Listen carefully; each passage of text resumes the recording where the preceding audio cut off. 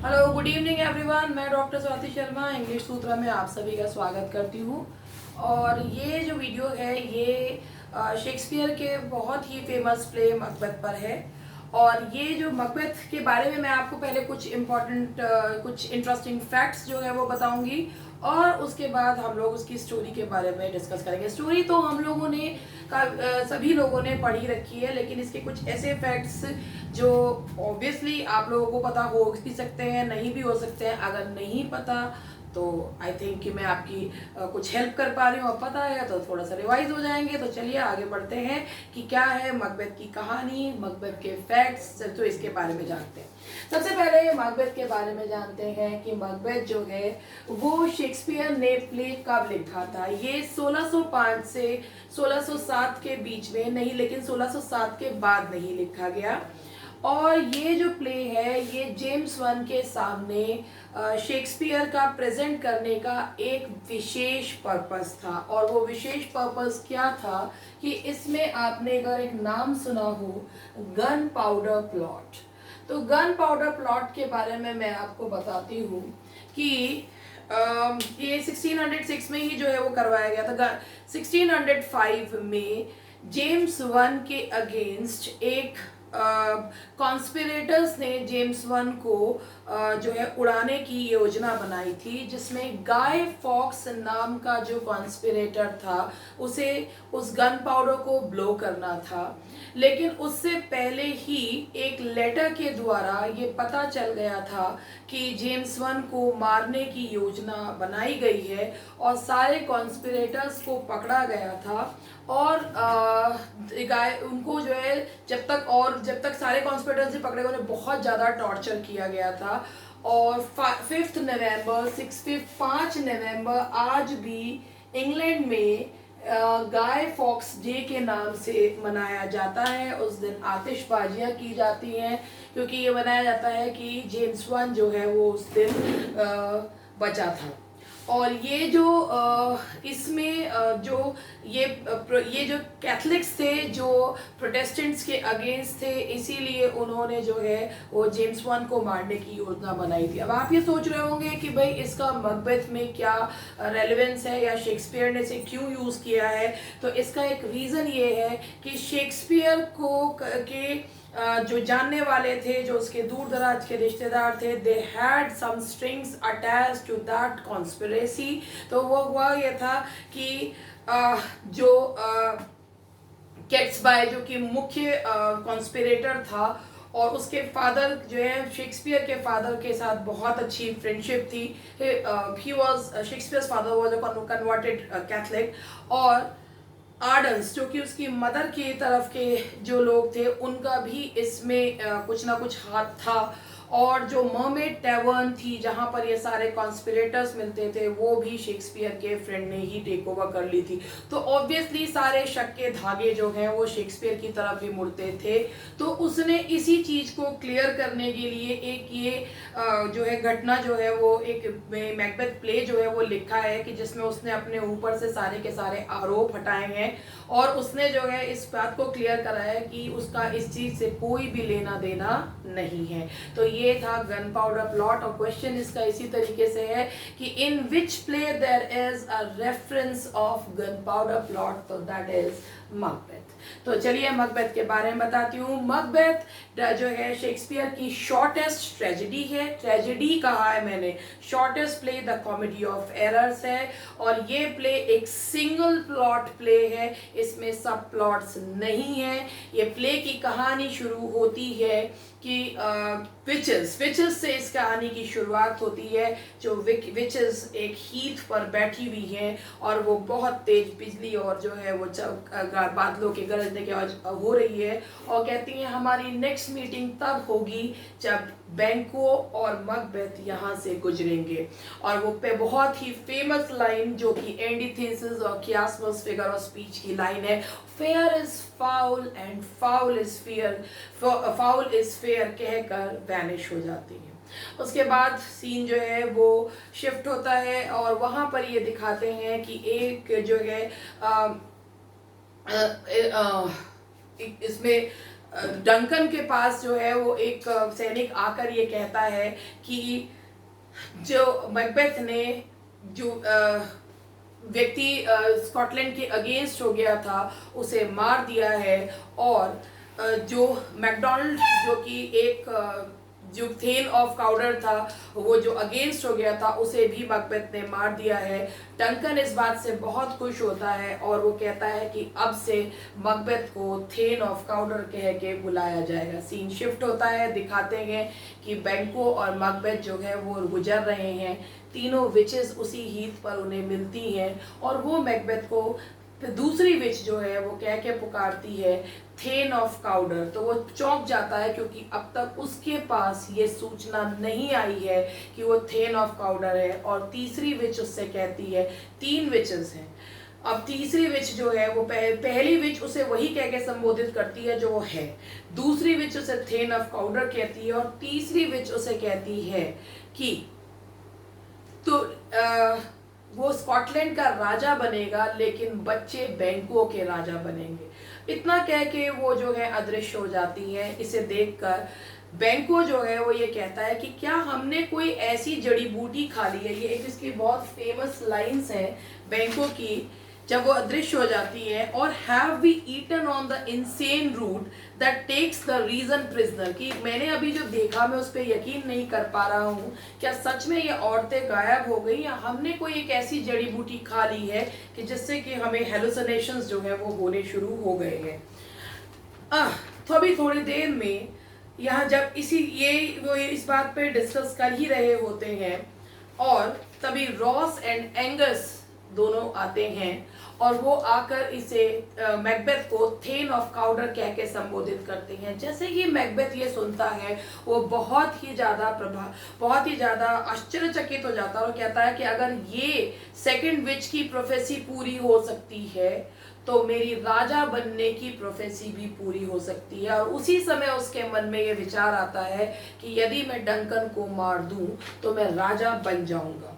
लेकिन वो इस बात पे कहता है कि ये विचार ही ऐसा है एंड जो है कि डॉट अनफिक्स माई हेयर, कि इसे सोच के ही मेरे रोंगटे खड़े हो जाते हैं। जब मैकबेथ डंकन के सामने जाता है, डंकन उसे बहुत ज्यादा उसकी तारीफ करता है, लेकिन वो ये उसके मन में अपने मन में सोच रहा है कि मेरी और मेरे राजा बनने के बीच में डंकन के अलावा एक और मुसीबत है, और वो कौन है?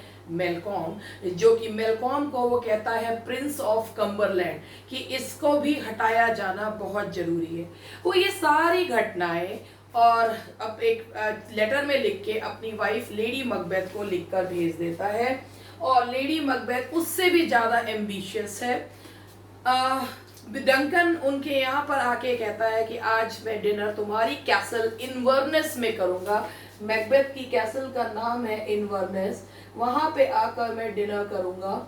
और लेडी मैकबेथ कहती है why wait for one day, उस एक दिन का इंतजार क्यों करें, जो होना है जो मारना है वो तो करना ही है। और जब डंकन के आने का आगमन का जो है आके सिपाही आके बताता है, उस समय वो लेडी मैकबेथ की कुछ ऐसी क्रूअल लाइंस हैं जिसके बारे में ये कहा गया है कि ये लाइंस जो हैं ये बहुत ही ठंडी क्रूअल लाइंस जो हैं वो शेक्सपियर की हैं, जिसमें लेडी मैकबेथ अपने आप को स्पिरिट्स को इन्वोक करके कह रही है कि अनसेक्स मी एंड, और उसके turn my milk into gall, कि वो अपने अंदर सारी क्रूएल्टी भरने के लिए कह रही है। मैकबेथ अभी भी जो है डावाडोल होने की स्थिति में है, वो डंकन को मारना नहीं चाहता, लेकिन लेडी मैकबेथ उसको एक एग्जाम्पल देती है कि ये एग्जाम्पल है जिस एग्जाम्पल से लेडी मैकबेथ का रियल कैरेक्टर समझ में आता है। वो बोलती है आई हैव गिवन सक and know how tender it is to love the babe that milks me। यहाँ पर वो एक बच्चे का एग्जाम्पल देके कहती है कि अगर एक बच्चा, अगर उसे मैंने अभी दूध पिलाया है, और वो कितना जो है वो प्रिय दृश्य होता है कि जब एक बच्चा अपनी माँ की तरफ मुस्कुराते हुए देखता है। कहती है लेकिन अगर मैंने कसम खाई है उसे मारने की तो मैं उस मासूम से बच्चे को भी मारने से पीछे नहीं हटूंगी। यहाँ पे उसका क्रूअल कैरेक्टर जो है वो दिखाया गया है। वो मैकबेथ को मैकबेथ को प्रोवोक करती है बहुत ज़्यादा कि किसी डंकन को मारने के लिए। और फाइनली वो एक प्लान बनाते हैं। इसमें एक सीन आता है पोर्टर सीन, जिसमें जो कि कॉमिक रिलीफ वाला सीन है, और वो ये प्लान बनाते हैं कि डंकन के जो द्वारपाल हैं उन्हें वो ड्रग मिक्स ड्रिंक देंगे जिससे उनका वो होश खो बैठेंगे, और इस बीच में वो डंकन को मारकर उस सारा का सारा इल्जाम उन पर लगा देंगे। ये पोर्टर सीन जो है ये भी पोर्टर सीन में जो लिया गया है ये भी इसके जो वर्ड्स हैं वो गन पाउडर प्लॉट से ही लिए गए हैं। इसमें जो एक इक्विवोकेटर जो है वो जब द्वारपाल जो है वो ड्रग्ड हो जाते हैं तो वो कहते हैं कि वो नर्क का द्वारपाल खुद को समझते हैं और कहते हैं कि इसमें एक इक्विवोकेटर भी आएगा। तो इसमें एक इक्विवोकेटर एक पादरी को कहा गया है जो कि जिसको पता था कि जेम्स वन के खिलाफ ये प्लॉट बनाया गया है, मगर उसने बताया नहीं था। तो गन पाउडर प्लॉट का रेफरेंस इसमें भी दिया गया है। और आखिरकार वो डंकन को मार देते हैं। डंकन को मारने के बाद वो उनके द्वारपालों के हाथ पे और खून और वो लगा देते हैं। लेडी मैकबेथ लगाती है, मैकबेथ नहीं लगाता है। सुबह जो सबसे पहले देखने वाला मैकडफ होता है, और डोनाल्ड बेन और मेलकॉम को इस बात पे यकीन नहीं होता, तो मेलकॉम इंग्लैंड और डोनाल्ड बेन आयरलैंड भाग जाता है। अब कोई बीच में नहीं बचा है, तो मैकबेथ राजा बन जाता है। लेकिन अब मैकबेथ कहता है कि बच्चे तो बैंकों के राजा बनेंगे, तो वो 3 असैसिन्स को नियुक्त करता है बैंको और उसके बेटे को मारने के लिए। वो एक फीस्ट ऑर्गेनाइज करता है। असैसिन्स जो है बैंको को मार भी देते हैं, लेकिन फ्लियंस बच के भाग जाता है। और जब वो फीस्ट के लिए बैठते हैं तो बैंको का घोस्ट मैकबेथ को दिखाई देता है। मैकबेथ जो है इसमें वो अपना आपा खो बैठता है, और आपा खोने के बाद वो इसके लिए अवाउंट, वो यहाँ से घोस्ट को कहता है अवाउंट कि यहाँ से जाओ, तुम कोई ओरिजिनल चीज नहीं हो। वो घोस्ट को भगाने के लिए जो है वो कहता है। सभी लोगों को लगता है मैकबेथ अपना आपा खो बैठा है, लेकिन लेडी मैकबेथ ये कहती है कि ये इस तरीके के फिट्स उसे पड़ते रहते हैं। आखिरकार जब वो शांत हो जाता है, जब बैंको का घोस्ट चला जाता है, लेकिन बैंको का घोस्ट दोबारा आता है और बैंको के घोस्ट से वो बात करता है अपनी हिम्मत को दिखाने के लिए, अपनी कमजोरी को छिपाने के लिए। वो उसमें कई सारे एनिमल्स का नाम लेता है, और ये शेक्सपियर का इकलौता ऐसा प्ले है जिसमें उसने राइनोसेरस का नाम लिया है। यही प्ले है जिसमें उसने बैंको को डराने के लिए राइनोसेरस का नाम जो है वो लिया। ये भी एक फैक्ट है। जब मैं ये तो नहीं कहूँगी किसी को भी नहीं पता, लेकिन जो है अगर आप इसको डीप में पढ़ते हैं तो ही है, वरना ये फैक्ट्स इसमें नहीं दे रखे होते। तो उसमें राइनोसेरस का नाम जो है वो लेता है। और जब मैकबेथ शांत होता है तो वो अपनी वाइफ से ये कहता है कि ऐसा कहा जाता है कि जो हत्या जिनकी होती है वो अपना रिवेंज जरूर लेते हैं। खैर, यहाँ तक जो है फ्लियंस के बचने की, भागने की और ये सारी चीज़ें हो जाती हैं। अब लेडी मैकबेथ का कॉन्शियस उसको स्ट्राइक करता है, वो अपना आपा खो देती है, उसको नींद में चलने और बोलने की बीमारी हो जाती है। इस बीच में मैकबेथ जो है वो अपना भविष्य जानने के लिए दोबारा से जो है वो उनके पास जाता है, विचेस के पास, क्योंकि उसे कहीं ना कहीं लगता है कि मैकडफ जो है वो उसके अगेंस्ट है। 3 एपेरिशंस वो विचेस दिखाती हैं, जिनमें से पहला जो एपेरिशन है वो एक आर्म्ड हेड है जो कहता है बिवेयर ऑफ मैकडफ, कि मैकडफ से बिवेयर रहना। दूसरा एपेरिशन एक ब्लडीड चाइल्ड है जो आके ये कहता है कि तब तक तुम्हें कोई नहीं मार सकता जब तक कि कोई भी औरत से पैदा हुआ तुम्हें नहीं मार सकता। और तीसरा एपेरिशन एक क्राउन्ड चाइल्ड है जो आके उसके हाथ में एक पेड़ है और वो कहता है कि जब मैकबेथ को तब तक नहीं हराया जा सकता जब तक बिरनाम वुड्स डंसिनेन हिल तक ना पहुंच जाए।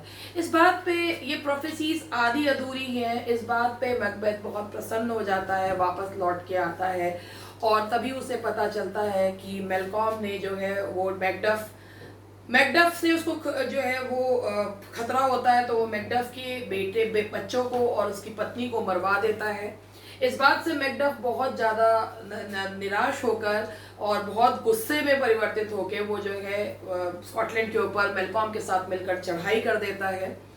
लेकिन वो फिर भी कॉन्फिडेंट है कि उसके साथ कुछ भी नहीं होगा मैकबेथ के साथ। तभी उसे खबर मिलती है कि लेडी मैकबेथ ने आत्महत्या कर ली है। उसकी बहुत फेमस जो है वो स्पीच है, tomorrow and tomorrow and tomorrow, जो वो अपनी पत्नी के लिए कह रहा है कि एक ना एक दिन तो उसे मरना ही था।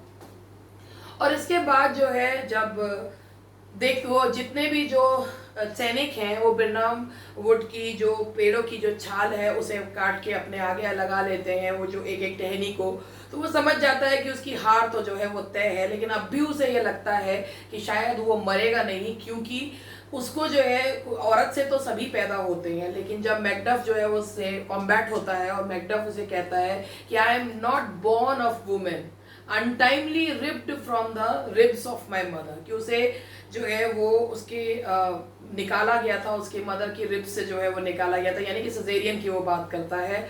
तो वो समझ जाता है उसका अंत करीब है, वो उसका सिर काट देता है मैकबेथ का, और मेलकॉम जो है वो राजा बन जाता है स्कॉटलैंड का। तो यहाँ पर ये प्ले जो है वो समाप्त होता है। तो अब मैं आपको इसके बारे में कुछ बताऊं कि जेम्स वन ने एक बुक लिखी थी, डेमोनोलॉजी, एक बुक लिखी थी। जेम्स वन की ये बुक है डेमोनोलॉजी। इस बुक में जेम्स वन ने विचक्राफ्ट के बारे में बताया है, और शेक्सपियर ने इसी बुक से प्रभावित होकर विचक्राफ्ट जो है वो इस प्ले में दिखाया है। ये प्ले का जो सोर्स है वो रैफेल हॉलिंशेड का chronicles of England, Scotland and Ireland है। 11वीं सेंचुरी में डंकन नाम का राजा था स्कॉटलैंड का, जिसे उसके ही कजन मैकबेथ ने मारा था, और उसने 17 साल, Macbeth was a real king, Macbeth ने मारा था और जो है वो 17 साल राज किया था। उसके बाद मेलकॉम राजा बना था। उसकी मदद इसमें बैंकों ने भी की थी, लेकिन चूंकि जेम्स वन जो है वो डिसेंडेंट था बैंकों का, तो उसने मैकबेथ ने इसमें हिस्टोरिकल फैक्ट्स को चेंज करके बैंकों को बिल्कुल इनोसेंट दिखाया है। लेकिन इसमें जो है जेम्स वन को प्रसन्न करने के लिए ही डेमोनोलॉजी से उसने जो है वो विचेस का कॉन्सेप्ट जो है वो उसी में से लिया, जो जेम्स वन की ही लिखी हुई किताब है। James one was a learned king. और मैकबेथ में लेडी मैकबेथ का वैसे नाम नहीं दिया गया है, लेकिन लेडी जो रियल जो हिस्टोरिकली है,